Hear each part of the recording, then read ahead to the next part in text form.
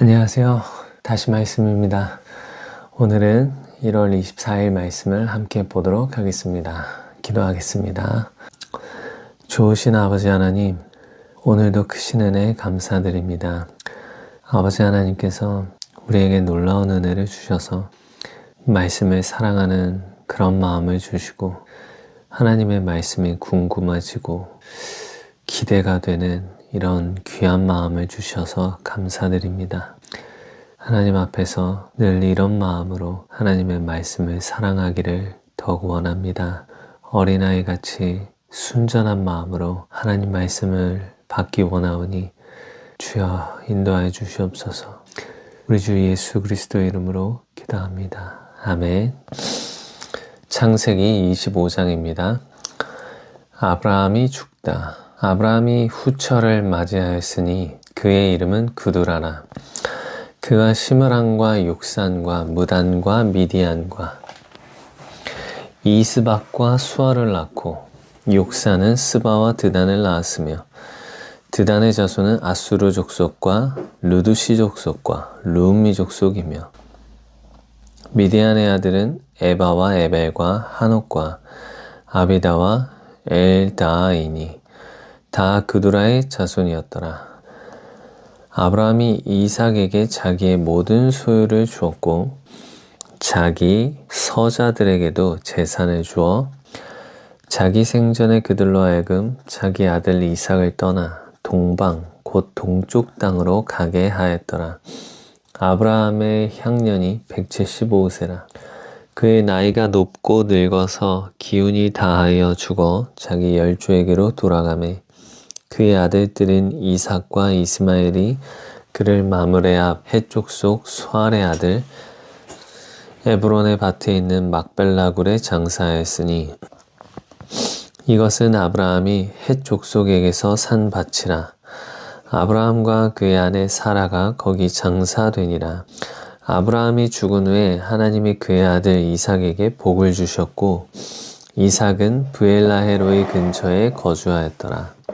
이스마엘의 후에 사라의 여종 애굽인 하갈이 아브라함에게 낳은 아들 이스마엘의 족보는 이러하고 이스마엘의 아들들의 이름은 그 이름과 그 세대대로 이와 같으니라. 이스마엘의 장자는 느바요시요 그 다음은 게달과 압부엘과 밉삼과 미스마와 두마와 마사와 하닷과 데마와 여둘과 나비스와 게드마니 이들은 이스마엘의 아들들이요 그 촌과 부락대로 된 이름이며 그 족속대로는 12 지도자들이었더라. 이스마엘은 향년이 137세에 기운이 다하여 죽어 자기 백성에게로 돌아갔고 그 자손들은 하윌라에서부터 아수르로 통하는 애굽 앞 술까지 이르러 그 모든 형제의 맞은편에 거주하였더라. 에서와 야곱이 태어나다. 아브라함의 아들 이삭의 족보는 이러하니라. 아브라함이 이삭을 낳았고 이삭은 40세에 리브가를 맞이하여 아내를 삼았으니 리브가는 밧단 아람의 아람 족속 중 부두엘의 딸이요 아람 족속 중 라반의 누이였더라.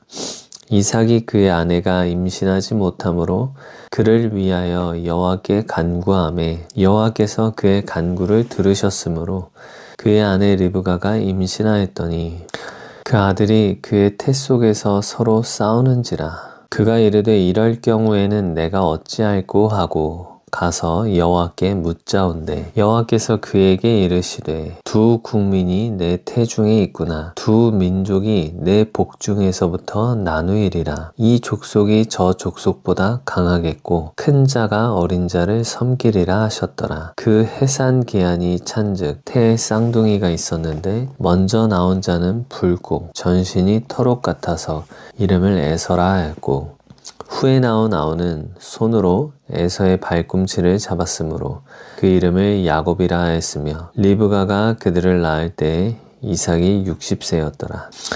에서가 장자의 명분을 팔다. 그 아이들이 장성함에 에서는 익숙한 사냥꾼이었으므로 들 사람이 되고 야곱은 조용한 사람이었으므로 장막에 거주하니 이삭은 에서가 사냥한 고기를 좋아하므로 그를 사랑하고 리브가는 야곱을 사랑하였더라. 야곱이 죽을 쑤었더니 에서가 들에서 돌아와 심히 피곤하여 야곱에게 이르되 내가 피곤하니 그 붉은 것을 내가 먹게 하라 한지라. 그러므로 에서의 별명은 에돔이더라. 야곱이 이르되 형의 장자의 명분을 오늘 내게 팔라. 에서가 이르되 내가 죽게 되었으니 이 장자의 명분이 내게 무엇이 유익하리요. 야곱이 이르되 오늘 내게 맹세하라. 에서가 맹세하고 장자의 명분을 야곱에게 판지라. 야곱이 떡과 팥죽을 에서에게 주매 에서가 먹으며 마시고 일어나 갔으니 에서가 장자의 명분을 가볍게 여김이었더라. 아멘. 이야, 아브라함이 175세 나이가 높고 늙어서 기운이 다하여 죽었다는데 사라가 죽은 나이가 127세거든요. 그러면 사라가 127세에 죽었으니 그때 아브라함의 나이는 137세, 10살 차이 나니까 137세죠. 근데 137세부터 175세까지 6명의 후처를 맞이하고 6명의 아들을 더 낳습니다. 비록 약속의 자녀는 이삭 한 명이지만 그 이삭을 통해서 역사를 이루어 가시지만 아브라함을 통해서 낳은 자녀가 8명이나 되네요. 이삭 한 명이라고 생각했는데. 그리고 137세 이후에 후처를 맞이해서 175세까지 6 아들을 낳았다는 것도 참 대단한 것 같습니다. 하나님이 그렇게 하시지 않으면 안 될 텐데 그렇게 하시네요. 마태복음 24장입니다. 성전이 무너뜨려질 것을 예언하시다. 예수께서 성전에서 나와서 가실 때에 제자들이 성전 건물들을 가리켜 보이려고 나아오니 대답하여 이르시되 너희가 이 모든 것을 보지 못하느냐? 내가 진실로 너희에게 이르노니 돌 하나도 돌 위에 남지 않고 다 무너뜨려지리라. 예수께서 감람산 위에 앉으셨을 때 제자들이 조용히 와서 이르되 우리에게 이르소서 어느 때에 이런 일이 있겠사오며 또 주의 임하심과 세상 끝에는 무슨 징조가 있사오리이까. 예수께서 대답하여 이르시되 너희가 사람의 미혹을 받지 않도록 주의하라. 많은 사람이 내 이름으로 와서 이르되 나는 그리스도라 하여 많은 사람을 미혹하리라. 난리와 난리 소문을 듣겠으나 너희는 삼가 두려워하지 말라. 이런 일이 있어야 하되 아직 끝은 아니니라. 민족이 민족을 나라가 나라를 대적하여 일어나겠고 곳곳에 기근과 지진이 있으리니 이 모든 것은 재난의 시작이니라. 그때 사람들이 너희를 환난에 넘겨주겠으며 너희를 죽이리니 너희가 내 이름 때문에 모든 민족에게 미움을 받으리라. 그때 많은 사람이 실족하게 되어 서로 잡아주고 서로 미워하겠으며 거짓 선지자가 많이 일어나 많은 사람을 미혹하겠으며 불법이 성함으로 많은 사람의 사랑이 식어지리라. 그러나 끝까지 견디는 자는 구원을 얻으리라. 이 천국 복음이 모든 민족에게 증언되기 위하여 온 세상에 전파되리니 그제야 끝이 오리라. 가장 큰 환난. 그러므로 너희가 선지자 다니엘이 말한 바 멸망에 가증한 것이 거룩한 곳에 선 것을 보거든 읽는 자는 깨달을진저 그때에 유대에 있는 자들은 산으로 도망할지어다. 지붕 위에 있는 자는 집 안에 있는 물건을 가지러 내려가지 말며 밭에 있는 자는 겉옷을 가지러 뒤로 돌이키지 말지어다. 그날에는 아이벤 자들과 젖먹이는 자들에게 화가 있으리로다. 너희가 도망하는 일이 겨울에나 안식일에 되지 않도록 기도하라.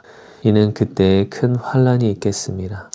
창세로부터 지금까지 이런 환난이 없었고 후에도 없으리라. 그 날들을 감하지 아니하면 모든 육체가 구원을 얻지 못할 것이나 그러나 택하신 자들을 위하여 그 날들을 감하시리라. 그때 사람이 너희에게 말하되 보라 그리스도가 여기 있다 혹은 저기 있다 해도 믿지 말라. 거짓 그리스도들과 거짓 선지자들이 일어나 큰 표적과 기사를 보여 할 수만 있으면 택하신 자들도 미혹하리라. 보라, 내가 너희에게 미리 말하였노라. 그러면 사람들이 너희에게 말하되 보라, 그리스도가 광야에 있다 하여도 나가지 말고 보라, 골방에 있다 하여도 믿지 말라. 번개가 동편에서 나서 서편까지 번쩍임같이 인자의 임함도 그러하리라. 주검이 있는 곳에는 독수리들이 모일 것이니라. 인자가 오는 것을 보리라. 그날 환난 후에 즉시 해가 어두워지며 달이 빛을 내지 아니하며 별들이 하늘에서 떨어지며 하늘의 권능들이 흔들리리라. 그때 인자의 징조가 하늘에서 보이겠고 그때 땅의 모든 족속들이 통곡하며 그들의 인자가 구름을 타고 능력과 큰 영광으로 오는 것을 보리라. 그가 큰 나팔 소리와 함께 천사들을 보내리니 그들이 그의 택하신 자들을 하늘 이 끝에서 저 끝까지 사방에서 모으리라. 무화과 나무에서 배울 교훈. 무화과 나무의 비유를 배우라. 그 가지가 연하여지고 잎사귀를 내면 여름이 가까운 줄을 아나니 이와 같이 너희도 이 모든 일을 보거든 인자가 가까이 곧 문 앞에 이른 줄 알라. 내가 진실로 너희에게 말하노니 이 세대가 지나가기 전에 이 일이 다 일어나리라. 천지는 없어질지언정 내 말은 없어지지 아니하리라. 그러나 그 날과 그때는 아무도 모르나니 하늘의 천사들도 아들도 모르고 오직 아버지만 아시느니라. 노아의 때와 같이 인자의 임함도 그러하리라. 홍수 전에 노아의 방주가 노아가 방주에 들어가던 날까지 사람들이 먹고 마시고 장가들고 시집가고 있으면서 홍수가 나서 그들을 다 멸하기까지 깨닫지 못하였으니 인자의 임함도 이와 같으리라. 그때 두 사람이 밭에 있음에 한 사람은 데려가고 한 사람은 버려둠을 당할 것이요 두 여자가 맷돌질을 하고 있음에 한 사람은 데려가고 한 사람은 버려둠을 당할 것이니라. 그러므로 깨어있으라. 어느 날에 너희 주가 임할는지 너희가 알지 못함이니라. 너희도 아는 바니 만일 집주인이 도둑이 어느 시각에 올 줄 알았더라면 깨어있어 그 집을 뚫지 못하게 하였으리라. 이러므로 너희도 준비하고 있으라. 생각하지 않은 때에 인자가 오리라. 충성되고 지혜 있는 종이 되어 주인에게 그 집 사람들을 맡아 때를 따라 양식을 나눠줄 자가 누구냐. 주인이 올 때에 그 종이 이렇게 하는 것을 보면 그 종이 복이 있으리로다. 내가 진실로 너희에게 이르노니 주인이 그의 모든 소유를 그에게 맡기리라.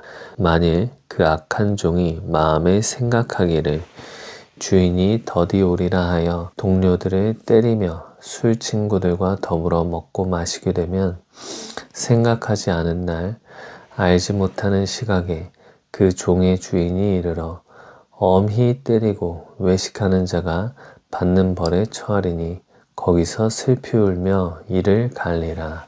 아멘. 저희가 날마다 이렇게 성경책을 보는 것도 중요하지만 이 마지막 때가 다가올 때 큰 환난이 있다고 합니다. 그런데 그 환난을 돌파할 수 있는 힘은 물론 말씀에서도 오지만 환난 이전에 쌓인 기도로부터 돌파할 수 있는 것 같습니다.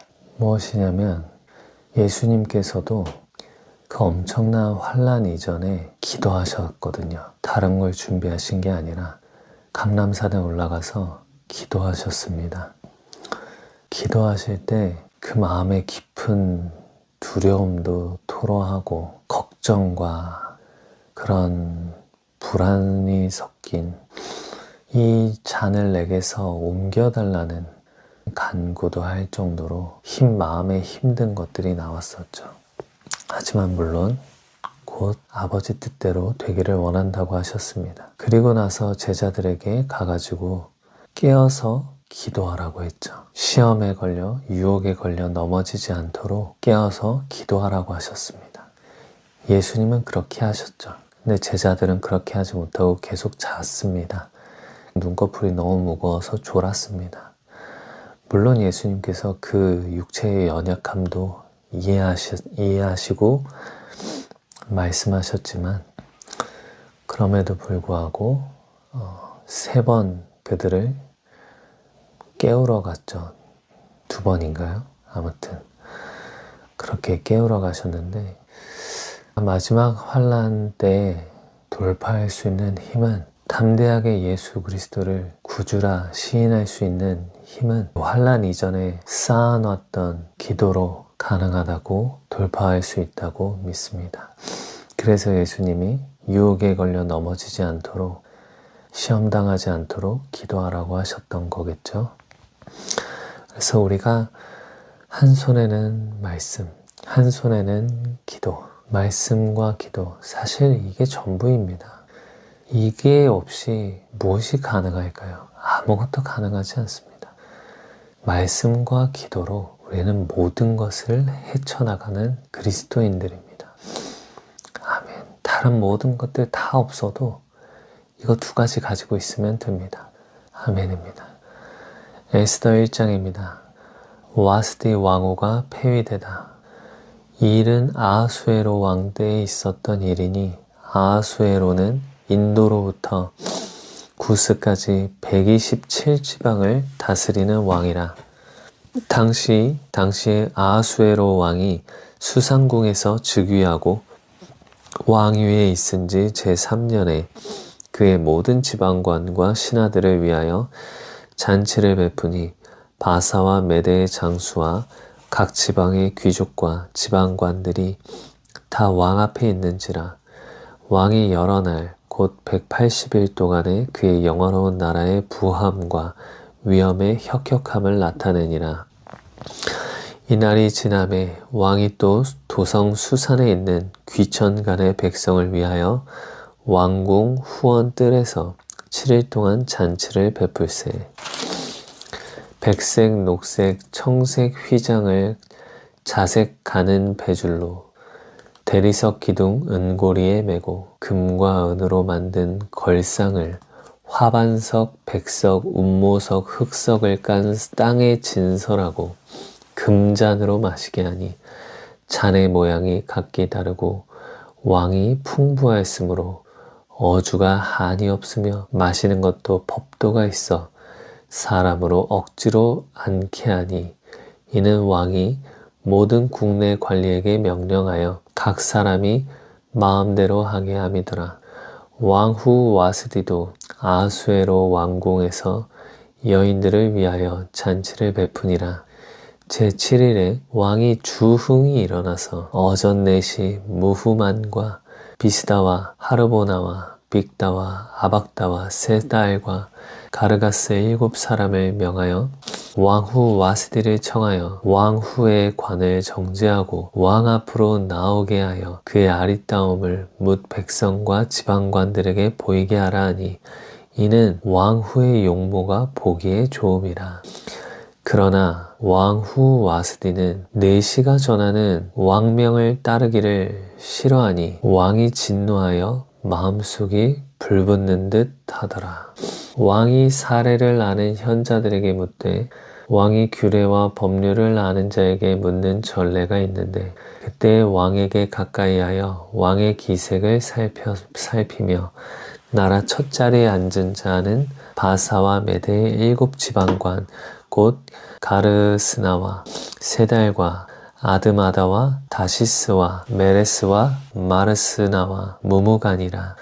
왕후 와스디가 내시가 전하는 아하수에로 왕의 명령을 따르지 아니하니 규례대로 하면 어떻게 처치할까?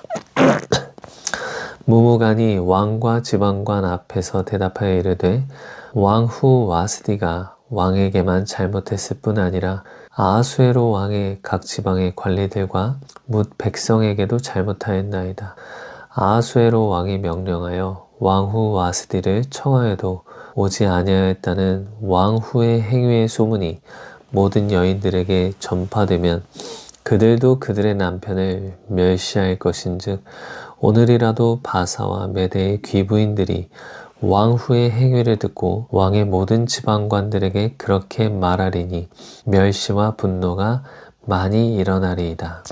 왕이 만일 좋게 여기실진데 와스디가 다시는 왕 앞에 오지 못하게 하는 조서를 내리되 바사와 메대의 법률에 기록하여 변개함이 없게 하고 그 왕후의 자리를 그보다 나은 사람에게 주소서. 왕의 조서가 이 광대한 전국에 반포되면 귀천을 막론하고 모든 여인들이 그들의 남편을 존경하리이다 하니라. 왕과 지방관들이 그 말을 옳게 여긴지라. 무무간이 말대로 행하여 각 지방 각 백성의 문자와 언어로 모든 지방에 조서를 내려 이르기를 남편이 자기의 집을 주관하게 하고 자기 민족의 언어로 말하게 하라 하였더라. 아멘.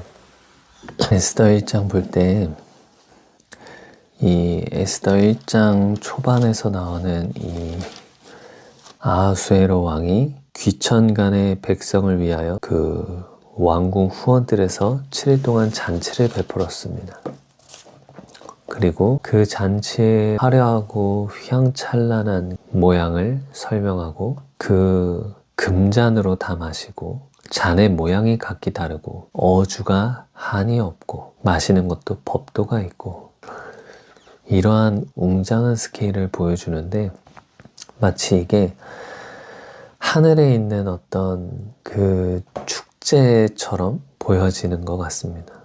그래서 왕후 와스디를 아하수에로 왕이 왕궁에서 불러내는데 제7일에 왕이 주흥이 일어나서 왕후 와스디를 청했죠. 그런데 왕후 와스디가 싫어하니가 이제 원어를 살펴보면 완강히 거부함입니다. 그러자 왕이 진노하여 마음속이 불붙는 듯 하더라. 저는 이 부분을 보고 저희가 이틀 전에 읽었던 마태복음 비유가 생각이 났어요. 뭐냐면 왕이 잔치를 베풀고 그때도 왕이 잔치를 베풀었는데 이제 자기 아들의 혼인잔치를 베풀었는데 그 초청한 자들이 거부했습니다. 그리고 그 다음에 다시 한번 종들을 보내서 내가 이렇게 많이 베풀었고 이런 것들이 있으니 꼭 와라 했는데 그럼에도 불구하고 밭 갈러 가고 땅 사러 가고 그리고 심지어 종들을 잡아 죽이고 했었죠. 그렇게 거부했죠. 그러자 왕이 진노하여 그 초청한 자들을 멸하였습니다. 그리고 나서 누구나 다 데려와라. 누구든지 초청할 수 있는 사람은 다 데려오라 라고 했었죠. 지금 이 에스더서를 보면 아하수에로 왕이 잔치를 베풀었고 자기의 왕후 와스디를 신부를 오라 하였는데 신부가 오지 않죠. 신부가 오지 않습니다. 완강히 거부하자 그를 폐위합니다. 그리고 새로운 신부를 찾고 부르고 초청합니다. 저는 이것이 마치 하나님께서 부르시는 이 초청과 그 와스디 왕후처럼 완고하게 거부하며 그 초청을 받아들이지 않는 그런 사람들, 각 사람들을 또 보게 되는 것 같습니다. 정리가 잘 안 되지만 넘어가도록 하겠습니다. 사도행전 24장 바울을 고발하다. 닷새 후에 대제사장 아나니아가 어떤 장로들과 한 변호사 더둘로와 함께 내려와서 총독 앞에서 바울을 고발하니라.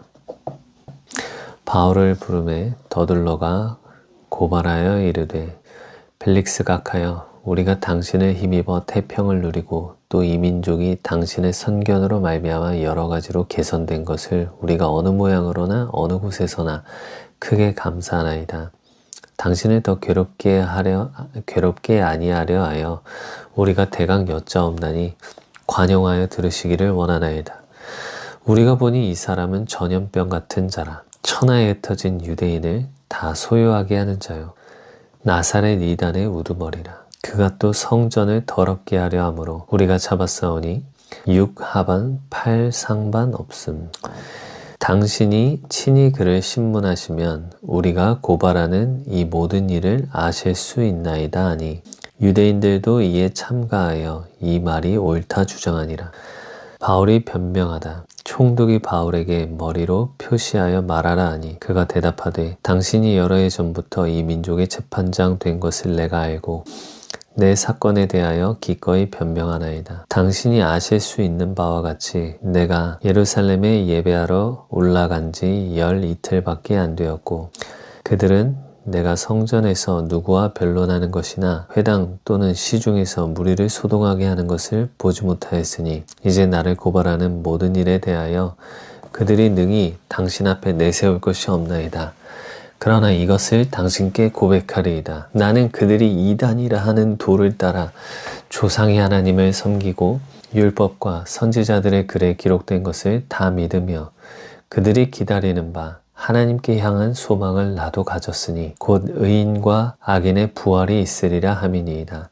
이것으로 말미암아 나도 하나님과 사람에 대하여 항상 양심에 거리낌이 없기를 힘쓰나이다. 여러 해 만에 내가 내 민족을 구제할 것과 재물을 가지고 와서 드리는 중에 내가 결례를 행하였고 모임도 없고 소동도 없이 성전에 있는 것을 그들이 보았나이다. 그러나 아시아로부터 온 어떤 유대인들이 있었으니 그들이 만일 나를 반대할 사건이 있으면 마땅히 당신 앞에 와서 고발하였을 것이요. 그렇지 않으면 이 사람들이 내가 공회 앞에 섰을 때에 무슨 옳지 않은 것을 보았는가 말하라 하소서. 오직 내가 그들 가운데서 서서 외치기를 내가 죽은 자의 부활에 대하여 오늘 너희 앞에 신문을 받는다고 한 이 소리만 있을 따름이니이다 하니 벨릭스가 이 도에 관한 것을 더 자세히 아는 고로 연기하여 이르되 천부장 루시아가 내려오거든 너희 이를 처결하리라 하고 백부장에게 명하여 바울을 지키되 자유를 주고 그의 친구들이 그를 돌보아주는 것을 금하지 말라 하니라. 바울이 감옥에 갇혀 지내다 수일 후에 벨릭스가 그의 아내 유대 여자 드루실라와 함께 와서 바울을 불러 그리스도 예수 믿는 도를 듣거늘 바울이 의와 절제와 장차 오는 심판을 강론하니 벨릭스가 두려워하여 대답하되 지금은 가라. 내가 틈이 있으면 너를 부르리라 하고 동시에 또 바울에게서 돈을 받을까 바라는 고로 더 자주 불러 같이 이야기하더라. 이태가 지난 후 보르기오 베스도가 벨릭스의 소임을 이어받으니 벨릭스가 유대인의 마음을 얻고자 하여 바울을 구류하여 두니라. 아멘. 사도 바울에게 이 전염병 같은 자라고 하는 것이 얼마나 극찬인가요? 이거 어마어마한 극찬입니다. 전염병이란 표현이 이렇게 반갑고 듣고 싶은 말이 될 줄은 몰랐네요. 사도 바울은 전염병 같은 자라고 불려졌는데 저는 전염병이라고 불리는지 한번 돌아보게 되고 전염병에 대해서 한번 얘기해 보자면 전염병은 어떻게 전염이 될까요? 첫 번째로는 비말입니다. 우리가 코로나 때 겪어서 알겠지만 마스크를 다 쓰고 다녔죠. 마스크를 쓴 이유가 상대가 말할 때 그 말하는 비말, 침과 이런 분비물에 섞여 세균이 전염이 되는데 그걸 막기 위해서 호흡기를 막기 위해서 마스크를 쓰는 것이죠. 첫 번째 전염은 물리적으로는 우리의 비말이지만 이 비말이 나오려면 무엇을 통해서 나오냐면 말을 통해서 나옵니다. 우리의 전하는 말을 통해서 전염이 됩니다. 사도 바울은 앉으나 서나 어느 때든지 간에 예수 그리스도께부터 받은 복음을 전했습니다. 깨달은 복음을 전했습니다. 말을 계속했습니다.